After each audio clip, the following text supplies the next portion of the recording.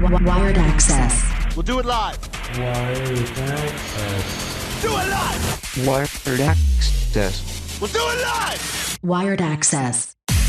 Welcome to a Wired Axcess podcast, a Hurrdat production. I'm your host, DJ K-Dub Omaha, and to my left, I have former Creighton baseball player, current pitching coach, ordinaire, specialty, John Oltman, and then to his left, I have the man, the myth, the legend from Wired Training Center, Brian Southwork. Welcome, fellas. Man, is baseball exciting in Omaha, especially now that College World Series is done, high school's done. You dabbled in some high school stuff. We're going to get back to where I know that your journey to where you are today to be a coach over player sometimes is a mind over matter. Everybody wants to play until they can't play no more. And that decision of when that happens, who knows?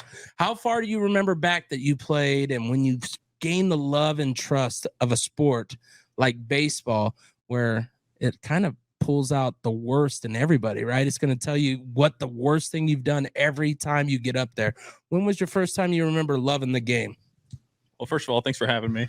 I'm glad we could make this work, but I don't know. I've always really enjoyed playing. I think a lot of it had to do with I had a really good youth coach. His name was Dave Bell, and he was my sixth grade teacher, and his son was also on the team, so that's how he got connected. But he just made it a ton of fun, and he was really good at just working with kids and understanding, how much instruction they needed in order to be successful, from a young age, and then, progressing as we got older. And I would say that he really set the foundation along with, I had great teammates. I enjoyed playing with my buddies. But kind of that combination of thing of having great teammates and then having a really good youth coach kind of set that foundation. And when you say youth coach, is this rec select when you first remember getting with Coach Bell? I only ask because sometimes even at the young age, let's say 10 or 11, even though you might not have started select ball, you find that right coach, he turns it into a select ball organization or finds an organization to take you guys to. Where do you remember starting out back then? I played rec ball until I was probably 10. And then there was this organization. I'm from Beatrice. And so there's an organization called the Beatrice Blues. Now it's the Beatrice Bullets. And it's kind of flipped back and forth. But it was the Blues at that time. And so he had started a team earlier with his son's older brother. And so then he started a second one maybe when I was 11. I'm pretty sure I played 11s twice, but I didn't start playing select ball until I was 11, and we just stayed kind of around Beatrice and Lincoln. And it was awesome. It was a ton of fun. The best part is you were able to join it at 10 or 11. Yeah. If you look locally, Brian, you know of the Elkhorn Prime, you're a coach of them. If you don't start at 8, it is hard sometimes finding your way into the select ball game. What does it mean when you see a smaller city be able to find an athlete like our guy here, John, and be able to turn it into a select part at that age of 11 instead of going, man, he's constantly getting missed because you know how tryouts go. We're looking for one player. And it's a certain thing. You know what you're going into when you go into tryouts. You're not sitting there going, I'm going to look all the athletes. You try, but what is it like when you see small cities be able to get? Small town travel ball is different. It's interesting because usually it's more of a numbers thing more than anything. They need all those players to the best athletes from the town to kind of compete. And then, usually then it's like, it just varies greatly what type of athletes are in that grade level and where they compete. But it's it's different. It's more of a community feel, and you're playing for your town compared to like in Omaha is like, people jump organizations all the time. Yeah. We'll go west, east, whatever part of town. The community travel baseball, it's pretty fun to watch. And when you think of back when you started this travel ball, did you play other sports? Were you a multi-sport athlete, or was baseball the one love even at an early age? I played everything growing up in Beatrice. Kind of going back to what you said, I think there was maybe 12 kids on the team and 12 kids tried out. I didn't know if we really had a tryout. It was just Coach Bell knew like 12 kids, and a couple kids were from the younger, even from the grade below. And it just so happened that we were very diverse really good talent level, I'm sure. You always have like those 3 or 4 good, and 3 or 4 because you need them, And I think it's changed a little bit there now. I think they maybe have 1 or 2 teams per grade level. But there's a story my dad always tells me. We'd be playing like the Lincoln Cyclones, and we'd beat them, and then they would be like, well, what are your player entry fees? And I think it was like $50 for like a cotton t-shirt, like their jerseys. And then we'd beat these guys and they were paying like $1,500. I don't even know how much. No, it was, but the parents, prices are huge. And the commodity of that price is always being sold by every year as far as how good a team does or how good a coach. And one coach can make that $1,500 make it where it's not worth it. So knowing that you got your parents in at a very young age and you're at a smaller price, how did you grow, and what was some of the things that you remember back in middle school, high school? What was some of the things that grew your love with baseball and grew you to become a pitcher, to possibly be D1? Yeah, I mean, I played. I mean, as a lefty, I was kind of stuck at first base and then the outfield, and then I pitched. And I was always kind of a closer actually when I was younger, because I would just come in the seventh and blow it by him, I guess, and then that would be the end, and I'd throw 3 games on the weekend or whatever. And then I enjoyed playing all the other positions too. And then as I got older, I started to realize, okay, I think pitching, I'm a lefty, it's probably in my future. And I was always someone that was really interested in just like finding ways to get better. So like I would scour the internet, just looking for programs and things to try.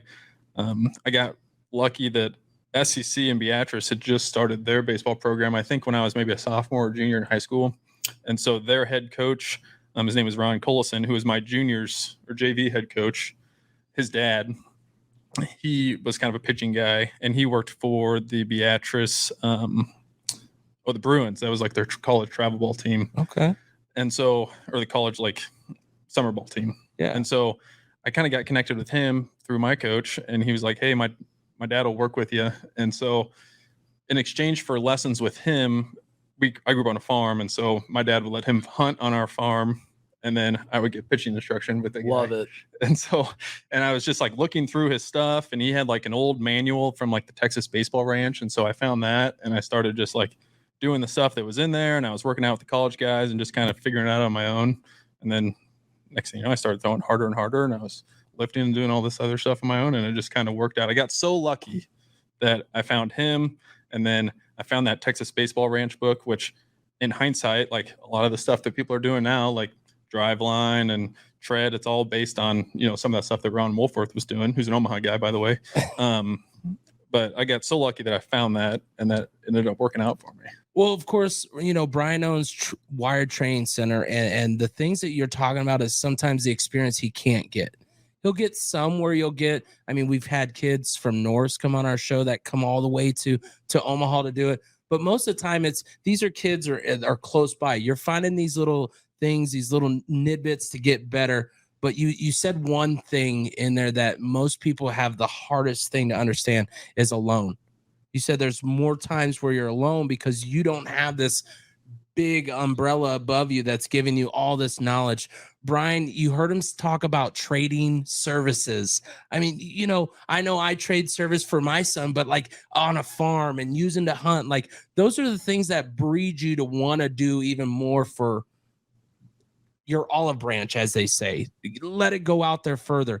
How do you get the kids from out of town to even come to Omaha? I mean, you know how it goes when it comes to stuff like that. It's tough. I mean, I'm thinking of a kid that we have from Iowa, and he's driving like 45 minutes round trip back and forth.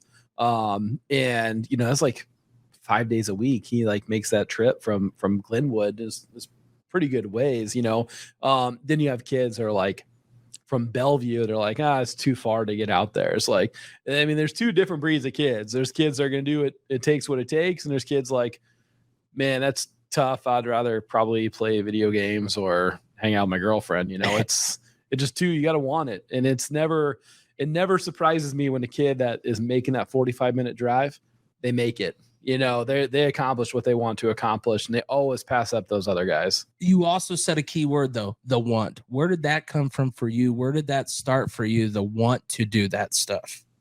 I think growing up on a farm had a pretty big impact on me. My dad was always making me work and help him out. And so I think that's kind of where my work ethic, started, just watching him work and how hard he worked to make things he's running a business essentially. And then I found my passion in baseball. And so that's all I really do. There's probably a little crossover between throwing hay bales around. Oh, absolutely. And throwing hard, right? Some rotational strength probably by throwing hay bales and scooping grain bins clean and just fixing fence, building forearm strength. I mean, I'm sure it's related. I wish more kids would do some manual labor. Absolutely. For them, but well, I mean, invite them out to the farm. Who knows, whatever can happen, right? Absolutely. So you think of all those stories of what your dad has shown you, what you've grew up. You get to high school. Did you go to just baseball, or did you still, because obviously, like Brian said, in Beatrice, they need the numbers. Did you continue all 4 sports through, 3 sports too? What was your experience through high school? So growing up, I played football, basketball, baseball. And if you're familiar with Beatrice at all, it's a pretty big basketball town. Jim Weeks was the head coach when I was there, and his son was my age. So I got to know Coach Weeks really well. And I loved basketball. And I was very much, when it was football season, I loved football. When it was basketball season, I loved basketball. And when it was baseball season, I was all in on it. And then when I got to about high school, probably my freshman year, I loved playing all 3. I remember telling my dad I really enjoyed playing all 3. But then I got to my sophomore year and I was like, okay, I'm starting to see some trade-off here between where I want to go in baseball and then, just the time demands of doing all 3. And there was nothing against Coach Weeks in basketball. I loved him. Part of me wishes that I would have still played, but after my freshman year, so my sophomore through senior, I just played football and baseball. So, and when you stick to just football and baseball, you're in a small city, getting in those memories that you might have missed for basketball. What kept you with football to still do that with baseball? I think it was good just for me to do something else. And there's nothing like Friday night football. I mean, it's what fun. Position? I was a defensive back, and I played a little quarterback actually when our starter got hurt. Man, the lefty quarterback. I don't know, man. That's it's kind of tough. The ball's spinning the wrong way. But and baseball and football pair well together. Even now, today, I feel like you have more. There's not a lot of baseball players just because there's a lot of overlap in the sports. It's hard to get your arm ready. It's hard to prepare for that spring season when you're playing basketball. So even now, I think football, baseball is probably your biggest 2 sport athletes. Yeah, no, I think it's tough. I mean, when you look at basketball, I mean, you're just training a completely different energy system. I mean, you're running down the court, up and down the court, and it just takes away all that time of lifting, throwing. Exactly. And, you usually see those like hardcore basketball players usually always get passed up by the guys that aren't playing a winter sport. Is what you see. Yeah, and it's just tough. I mean, you can go on and on about like the multi-sport athlete thing, and were they a great athlete, and that's why they could play all 3 sports? Did they play all 3 sports and later become a great athlete? I don't really know what the answer is. I think you just have to see, find you, right? What does this kid need? What are your goals? Do you want to play college baseball? Well, maybe you're not. Maybe you're lacking in the athleticism department, and you need to give up something else in order to do it. And is the juice worth the squeeze to you? Well, and we just interviewed a couple weeks ago Connor Capisci, who is a well-bred machine on that factor of you saying, where are you fit enough? Are you good enough to be where you want to be? He admitted right here on this couch. And I mean, that alone, using a platform like this to be able to admit I was overweight, I was unfit to be the athlete that I wanted to be, had to give up other things. He gave up football, which is opposite of what you said, but and gross high was like in the championship in football. So just think your senior year, miss out. Was there anything that you really regret missing out? And was there anything that you're like, okay, this was worth it in the long run of what I might have missed out on? I don't know. It's hard to say. I mean, I don't really like to live with regret. I mean, I made the decisions that I made.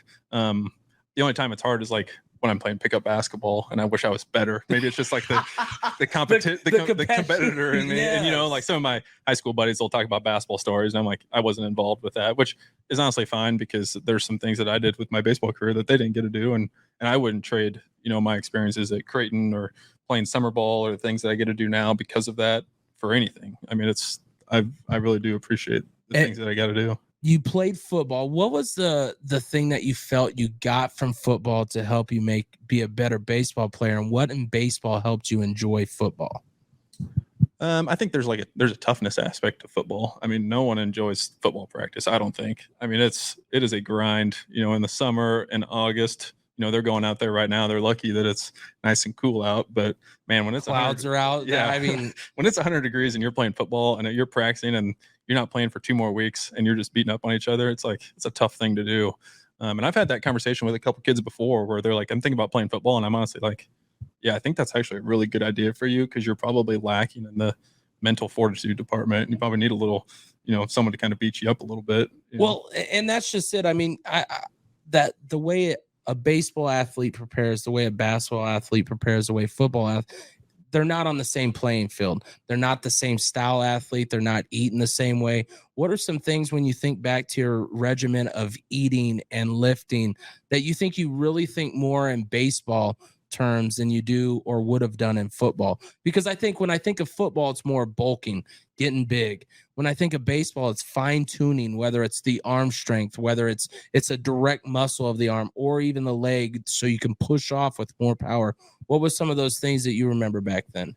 I might push back on you a little bit in terms of the strength side of things. There might be a few exercises like going super heavy on bench, and even that, it's kind of hit and miss, or like super heavy overhead press type things for football players that maybe I'd be a little hesitant about, for our pitchers. But, for the most part, I think all those kids need to get in the weight room. I mean, it's pretty tough for a high school kid to bulk up so much that he's losing, maybe some mobility in his shoulder or in his hips. And sometimes it does happen, but I think for the most part, all those kids can benefit from being in the weight room and getting stronger. Well, and Brian, of course, in your facility, you guys have a weight system for the kids to use. What's some of the things that you guys always suggest, and what's some things that they should be always looking forward to getting better when it comes to the weights in your facility? Yeah, I mean, pretty much every high school kid we see, they're lacking strength, lacking power, and they're too small. The game's changed. These guys are huge now. I mean, you got to be big, you got to be strong. And mass usually equals gas, right? If you want to throw harder, they're gonna have to be probably a little bit bigger than you are. So that's a big part of our program, is just adding weight. If you want to, there's a formula out there like Josh Heenan's formula, right? It's like you take your inches by 2.75, and then you figure out that's your ideal weight. I mean, there's formulas out there now that they tell you how big you should be, and usually 95% of high schools are lacking in that. High school kids are lacking in that area right now. Yeah, I would agree. I always tell them mass equals gas until it doesn't anymore. Like keep putting on weight until you've kind of plateaued from the velo standpoint. And Absolutely. Then after that, there's probably somewhere else. Your lowest hanging fruit is probably somewhere else. But usually that's the best place to start, is just getting bigger and stronger. So you get bigger, you get stronger, you're getting seen. You obviously, for Beatrice, you get an offer from Creighton. What is your process that goes in a small town, maybe that you felt was successful for the recruiting process? And what was something that, obviously nowadays Twitter is getting bigger and the promotion off of those things are getting bigger, where coaches are seeing? What's some of the things that you remember through your process? Well, I mean, this was 2011, so it's changed a lot since 2011. I mean, I look back at like where I was at as a senior in high school, and I'm not even sure if I'm getting recruited by Creighton anymore, just based on how much things have changed, just in terms of physically, like where you need to be to play at that level. But I got pretty lucky. I just was playing for my high school team and played Legion, travel ball, like prospects. That wasn't really, there was like Nebraska Sluggers, I think, but it wasn't really a thing back then. But anyway, this coach, Scott Hodges, he's at Westview now. He called me one day out of the blue and said, "Hey, you pitched against us against Ralston in districts." And he's like, "I'm taking this team to Chicago for this big showcase tournament. Do you want to join us?" He must have asked a couple of his kids. Grant Kay, who played at Louisville, was playing for him. And he's like, "Who's some of the better arms you saw this year?" And he's like, "Well, this lefty from Beatrice." So he called me and he said, "Hey, do you want to play?" And I was like, "Sure." And so I went to Chicago and nothing really came of it. And then he's like, "Well, if you want to go to some good showcases, Wayne State has a really good one." And that was like 2 days later. So I went up to Wayne, and then when I was up there, I threw pretty well. And then like every coach that was there, all these like junior colleges came up and talked to me. And then one of the Creighton assistants was there, and he's like, "Hey, I've really liked, what you saw. Do you want to come to our camp in a week?" And I was like, "Sure." And so I went to the camp and I threw really well there. And then they're like, "Hey, I think you want to come. I think we'd like to have you come back next week for just like a visit and tour campus." And I had no idea what was happening. So like I walk into Coach Service's office and he like hands me a piece of paper and it's got an offer on it. And I was like, oh, this is what we're like. This is a visit, and you're offering me a scholarship. And The bad part is that if you don't know, like I you didn't know don't know. anything. I mean, I'm only guessing. Yeah. My grandparents were farmers. They didn't go to college. They had no clue. My parents didn't have a clue of any of this stuff. So I'm guessing as you're going through this, got invited to a camp. Cool, I'll go there. Now I'm getting invited to a college. Cool, I'll just go say hi, and everything's like the same. And then it just plops out on you. Yeah. What was even the parents' thought? I mean, did they know what was going on? I'll give you a great. This explains it to a T. We're going to Creighton. I'm wearing a Husker hat right now. I'm a Husker football fan, but anything else I'm not. But my mom was wearing a Husker football T-shirt to the Creighton visit. So we walk in and I saw her wearing it, and I was like, "Ooh, I don't know if we should be wearing that. I hope that doesn't affect." It didn't affect. I still got an offer, but I was like, we just didn't really know what we were doing. And I still think a lot of parents don't know. I mean, unless you've been through it or you have like an older brother, an older sister that's been through it. I mean, there's a lot of education that I think that can be done for the recruiting side of things. It's changing all the time. Yeah. I mean, gosh, just from like 2 years ago, it's completely different now too, with the transfer portal and everything else. I mean, it's constantly evolving. Yeah. I think it's one of those where if you have young kids, you really need to lock in and find someone that can help you in that aspect, because they could get left behind, because it is changing. I mean, I feel bad for my kids somewhat, but I don't. But they didn't have social media till they graduate, just because of the negative. But they also weren't looking to get sports and get recognized in that aspect. So it's like you have to have those tough conversations. You have to have those things. So of course, you're coming from a farm. You're thinking, okay, sweet, I'm going to play baseball. What made you think Creighton was a place? What was it besides just the offer? What made that feel like home? Well, it came down to Creighton and UNO for me. And so, to be honest with you, I just wanted to play at the highest level and just see what I had. So, I mean, UNO was great. I appreciate, the time that they gave me, but I was like, well, I remember sitting in the kitchen. My dad asked me like, well, what do you want to do? And I was like, well, I want to see what I can do. And Creighton was, at that time, UNO was still D2. So Yeah, I mean, playing at Boys Town, right? Like, right. so and that was another thing. I mean, TD was just built.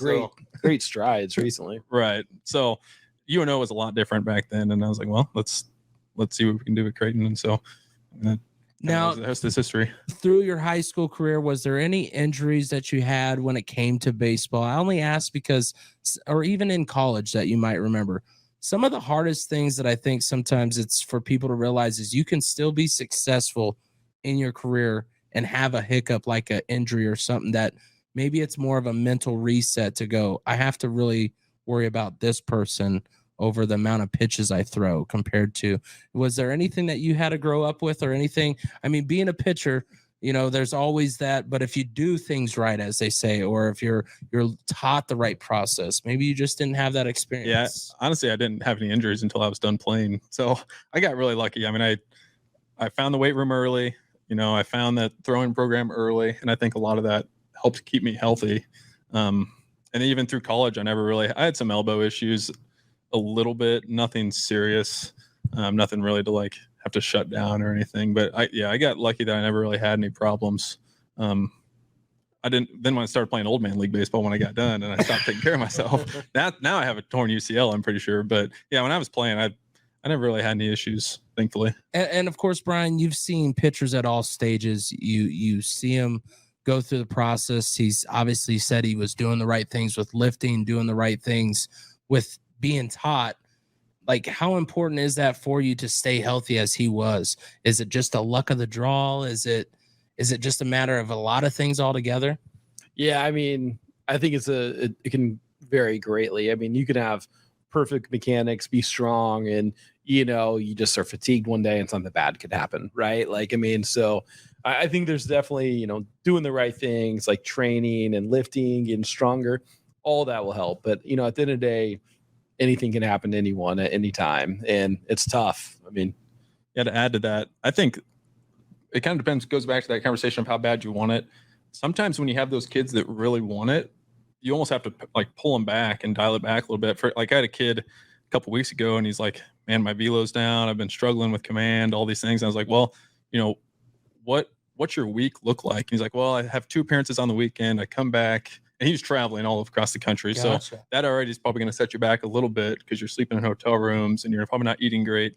But he comes home for 3 days, Monday, Tuesday, Wednesday. And he's like, well, I try and get off a mound twice and I long toss 3 times. And I'm like, okay, well, maybe let's dial that back a little bit, And so he basically takes out 2 days of long toss. And now he's long tossing 1 day, one little tune up off the mound. And then he's into his weekend and his velo jumps from like 80 to 82 back to 86 to 88. And it's like, well, there's your problem. Simple adjustments, simple stuff like that. You go through your college career.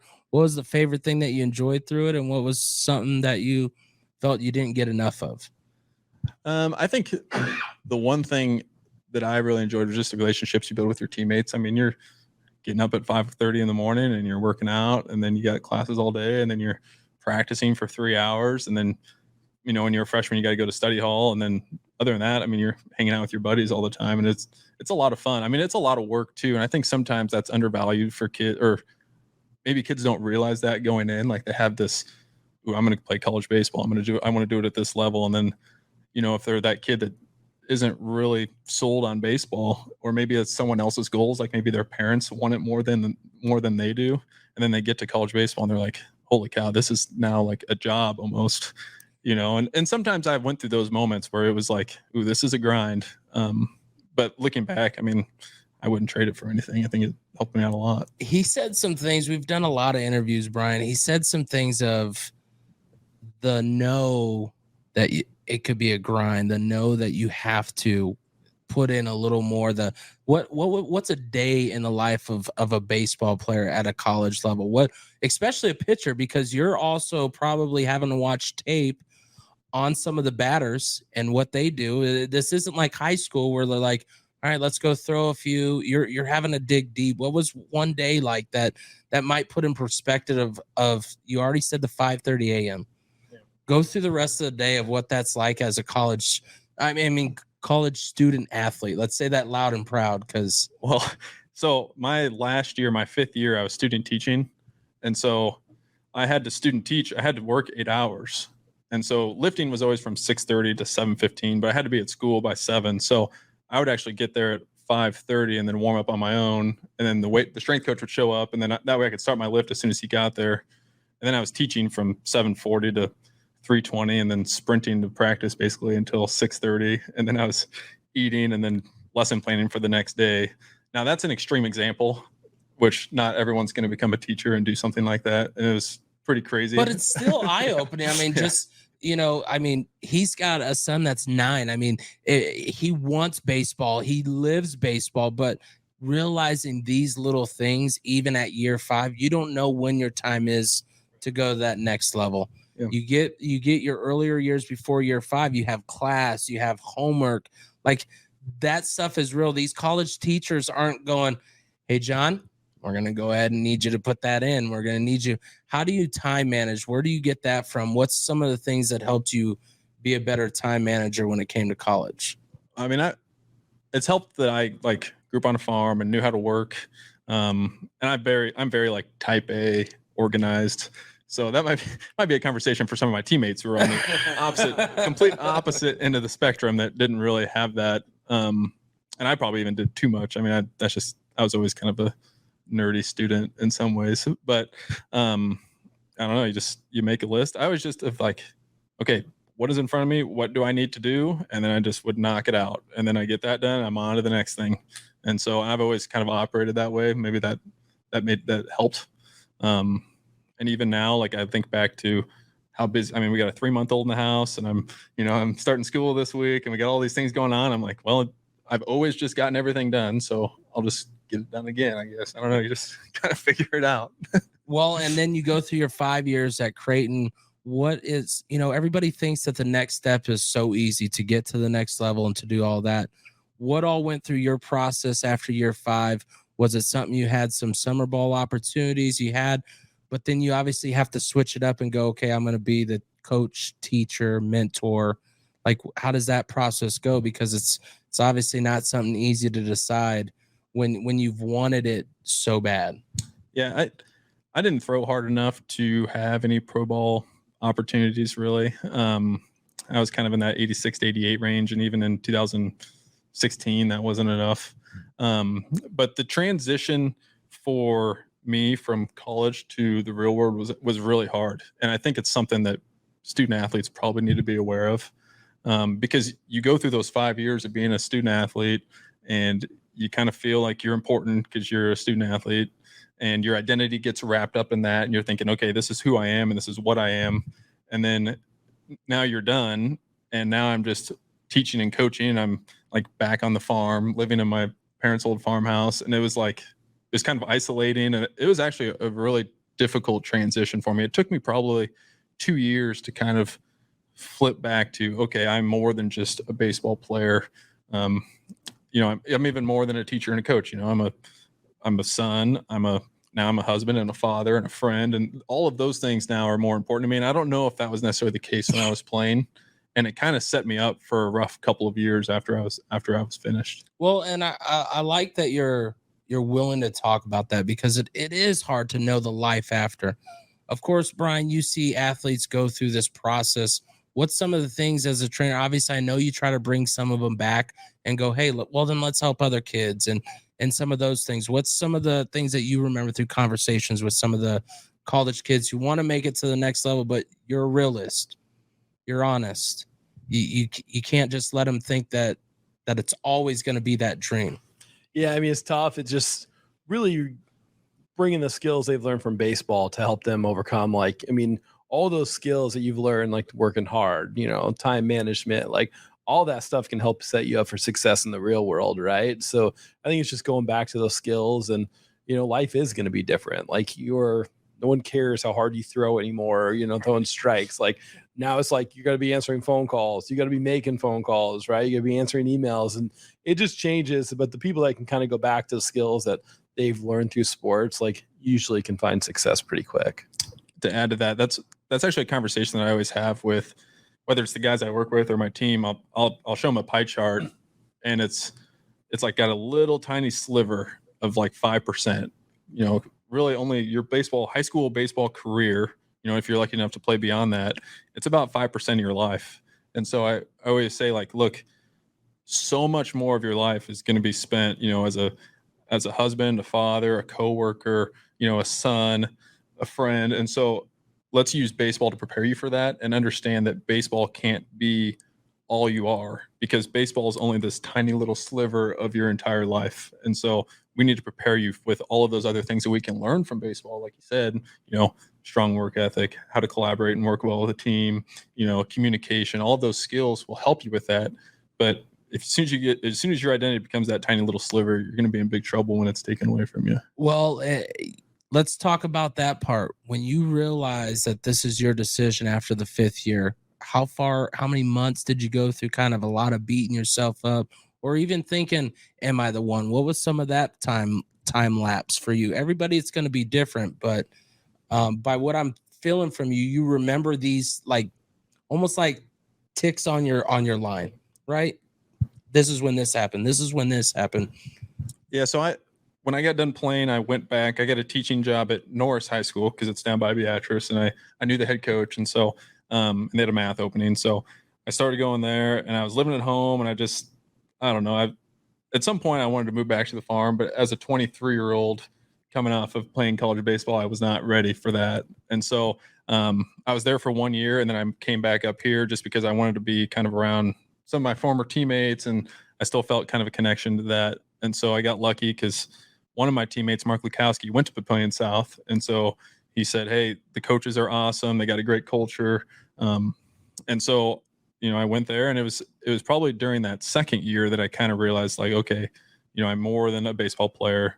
Now I can kind of pour into kids and teach them the experiences that I had, and just use what I've learned to now help those that are in the next generation. Was there any important conversations that you felt you had with someone, whether it's a parent, a sibling, or anything, to make you realize that this is who you need to be for your next step? Well, to be honest with you, a lot of it had to do with getting reconnected with my faith. I would drive by Beautiful Savior Lutheran Church, and I remember praying on the way to work when I was kind of just struggling through, what I wanted to do. And then I saw the cross or whatever on 96 and Giles, and I was like, well, maybe I should go, And so then I went that Sunday, and I think I was like, oh, that was good. I'll go back. And then the next Sunday, someone from church came and said, hey, we noticed you here the last 2 weeks. You want to join our Bible study? And I was like, okay, well, it's hard for me to like meet new people and get out and put myself out there. And I was like, okay, well, there's my sign. There's my sign. The signs just happen, and it's being able to realize those signs. Yeah.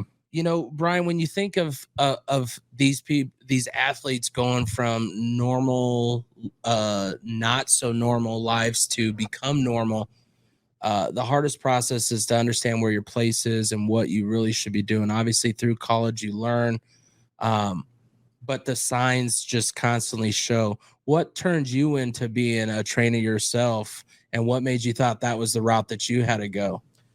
Man, I think mine really stems from I didn't have a lot of success in high school or college. I went and played college, but I was very average, and then I would just didn't have a great experience, didn't perform well. So I was on a mission to figure out why.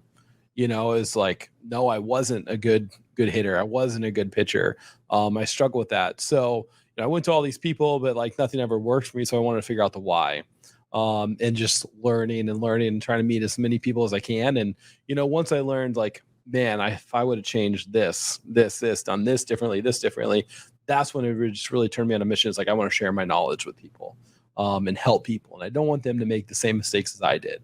And I also want to be that person, for those kids to come talk to and help through and be there to, support them. Cause I didn't have that when I was playing. So that's really kind of what led me down that path, a little bit different than him. But that's what I like about it, because his path goes right back to the coaching, to the teaching, but it stemmed from something. There was something that told him this is what you had to do. What took you into teaching pitching a little more deeper, and obviously having these mentorships to these young athletes? I mean, I'm a lot like you, where I played at a high level, but I wasn't great at that level. I was pretty average. And I've always just have been very curious mind of trying to figure out, what can I do to make myself better? And then now it's what can I do to make other players better? I mean, it's just like a problem solving thing for me, where I really like to just figure out, okay, what will work for this kid? Same thing for myself. I still think that I could get myself up to 90 if I wanted to. I just, obviously I won't now, but I don't know. I'm kind of on this mission to just like, how can I make each kid the best that they can be? And just sharing my knowledge, kind of like what you said. I mean, it's just like just a challenge for me, if that makes sense. Well, and I like you take a local job here in the Omaha area at Papillion South, and their season this year, you're a part of it. Where you're at on that link is where you're at, but you're a part of the success. What's one of the things you felt you were able to help the team with on your teaching, and what's one thing you actually learned probably from the coaching staff to make you a better teacher? So my role is to help with the pitcher. So I do a lot of work with the pitchers in the off season. And then once the spring season hits, I'm with the JV, so I don't see what those varsity guys are doing, but I try and spend as much time as I can just preparing them physically, so they're ready for a high school spring season, and that they have the tools and skills to be successful. And then I also try and help them mentally, just understanding, okay, what am I getting myself into? How do I handle the highs and the lows that are going to come from a high school season? Just because, you start riding that roller coaster and things can fall off the tracks pretty easily. But my girlfriend just broke up with me. Seriously. I mean, and what's some of the things that you feel like are you using? Because obviously you're more closer to their age. It's easier for you than it is for me. For me, I have to slowly gain that trust. And then they're like, okay, this dude knows what he's talking about. I coach high school football for 8 years. But I had to gain that trust because I don't have that connection. You have all these connections that make you where they look up to, playing at Creighton, playing at a high level. Do you use that kind of as more of just a help, but that isn't your main goal, because you're creating John, you're creating Coach Oltman, you're creating the guy, not all these other accolades that you've done? I think early in my coaching career, I relied a lot on the things that, my pedigree, if you will, if that's what you want to call it. But now I've kind of realized I don't really talk about my playing career much, unless there's maybe some aspect or something I experienced that I can say, hey, this happened to me this year, and I kind of see you going through the same thing. But I just think that if kids know that you care about them, and that if you can get them better, it doesn't really matter, what level you played at. Because honestly, that's just what they want to know. Someone cares about them. They want to improve. And so if you can do those two things for them, to me, I don't think it really matters, what you did previously.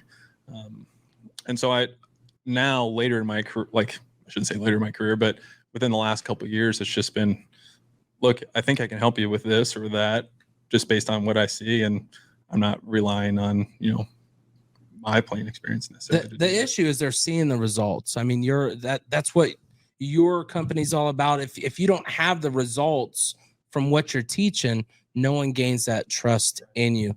What's some of the things that you feel that you've gained the trust, and what's some of the things in your teaching that you felt that they've gained that trust in you?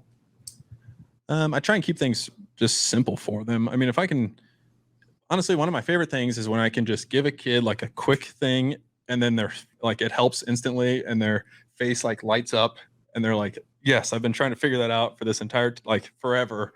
And you just did it, in like a 2-second change, And so, and a lot of that just comes from like a lot of experience in doing it. And there's a lot of times kids have a lot of repeating issues, but that's the thing that you've taught them 10 times and they still do it. Right. Finding the right cues. Right. Yeah, exactly. I mean, it's just over time you build that experience and know kind of what to look for. But when you can just give a kid like one thing to get them 1% better today, I think that's all they're looking for, really. Brian, and I think you can relate to that exact saying. I mean, that's the one thing that you enjoy, is just seeing the faces of these kids, that it's not a controllable by the way you yelled at someone, the way you treated them. It's by teaching them, and then they do one thing different, and the eyes are just bright and big, bushy tail, and they're looking for that next. It makes them chomp at the bit. Right. It's how you get buy-in, essentially. Yeah. Yeah, it's just I'm sure like another coach has told them, or you told them, it's just finding that way to like make them understand what they're trying to accomplish and wording it differently. And then they had that success, and then they become addicted. Like, okay, what's next? Right? I got this fixed, and what's next? Well, and speaking of what's next, what is going on? Is this a place where people can find you if they want to have you coach their son as a pitcher? Is it something where you're kind of just sticking close to the Papio South team? What's the options going on with Coach Oltman? So I have the stuff that I do with the kids at school, and then I do my own just personal pitching group lessons as well. And so I do all those down at Vignes Academy South Papillion. And you can, I try and share as much as I can on social media, whether that's Twitter or Instagram. I don't really think when I first started, I was like, I don't want to share all the secrets, but now I'm like, these kids can go to YouTube and learn all of this stuff. I'd rather just say, okay, here's what I know. Here's how maybe I can help you. Here's what my philosophy is. He puts out those threads. Like, he'll give you like the 10 tweet things that give away all the secrets. Yeah. I just don't believe in gatekeeping. I think that, the more you can share, the better, because kids are going to find information. They can go to Google and type in whatever they want about pitching development, and some of it's great and some of it's horrible. So I'd rather just share what I know and what I think. And then if that aligns with what kids believe and what parents believe, then I can help them out. If it aligns with, if they don't agree with it, that's okay too, So, but yeah, in the off season from September through February, I offer a lot of group training. And so they can find me on social media, and then my website too. So that's guysinbaseball.com. You said thing that I really love is sometimes it's hard for someone who can be successful, can be influenced, and an influencer, can be a coach, can be a mentor, to realize that once again, it's about the kids. Not every kid's going to connect to me, but if I shared my time and I shared my knowledge with them, and they understood, and maybe they don't come back to me, but they saw my tweet and they see how important it is to me. How is it being able to accept that not every kid is a Coach Oltman kid, and being able to have those conversations? They're not easy, right? But if you are true to what you're saying and true to that value, what does that mean to you? I think it just comes down to it's kind of an ego thing, honestly. I mean, I've had kids that have trained with me and then they go and train with you. And you know, it doesn't bother me.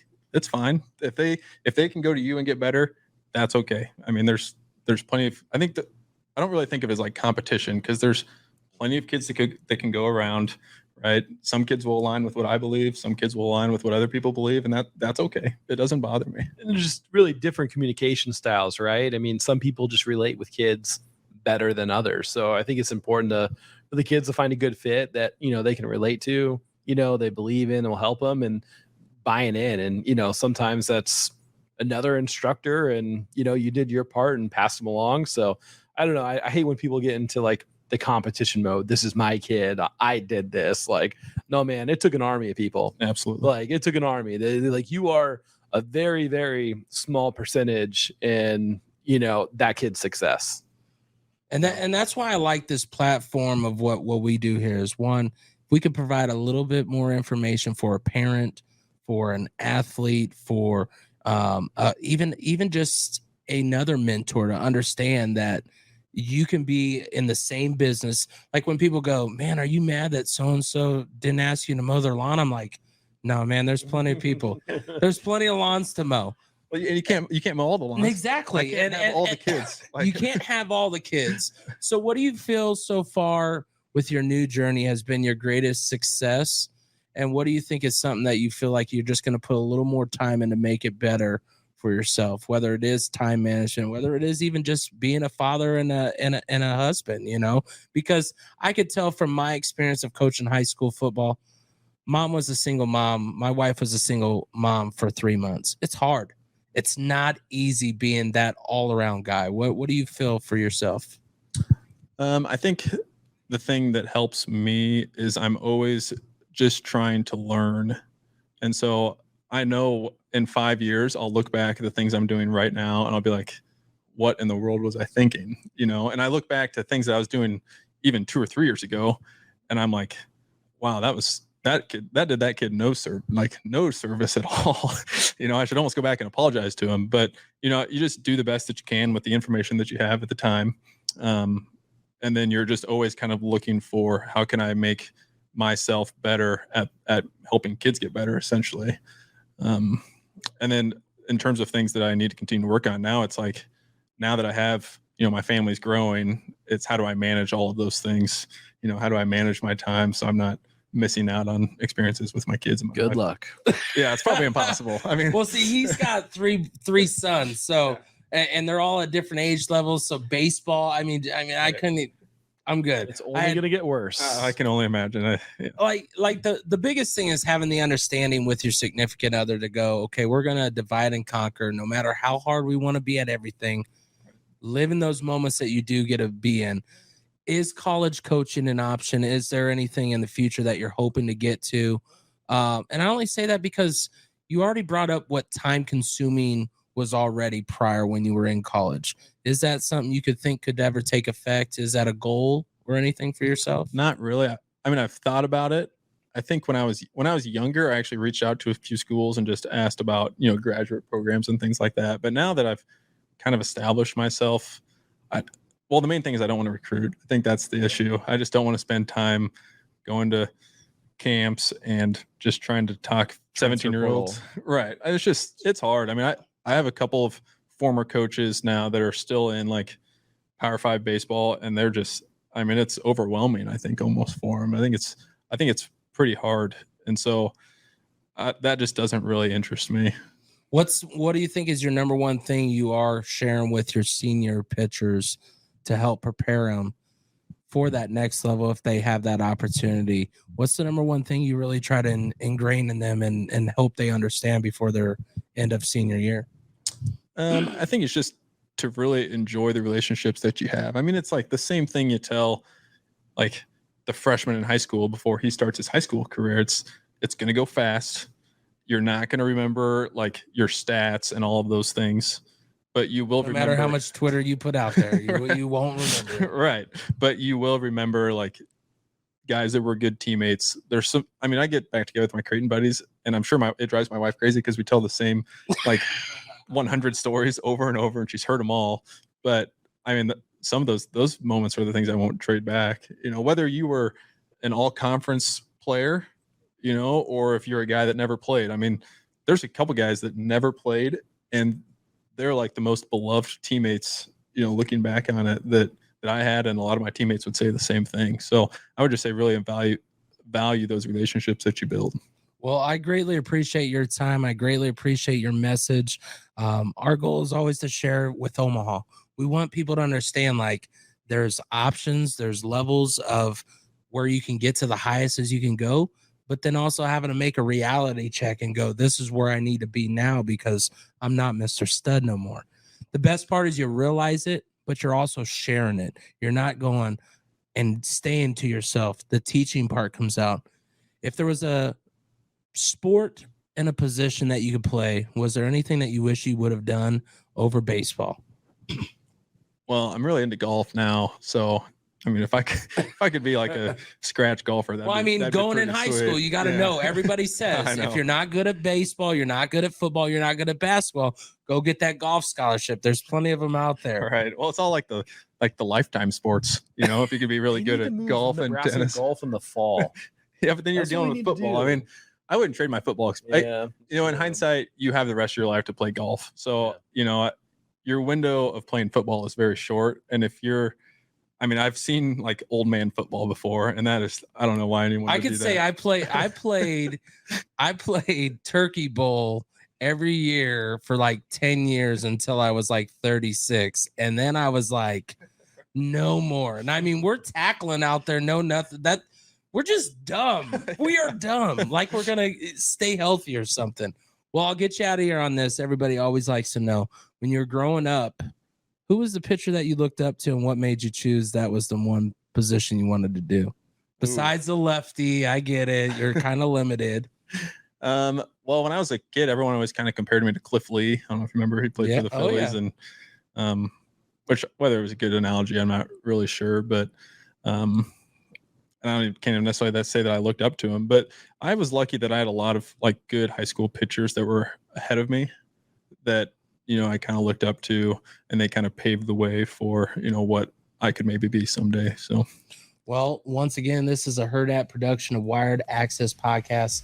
I'm DJ K-Dub Omaha, former Creighton baseball player, and also a Beatrice High School graduate right here, coaching at Papillion South, John Oltman, Coach Oltman. And then we have, of course, Brian Southworth. We appreciate you guys tuning in. We'll see you next time.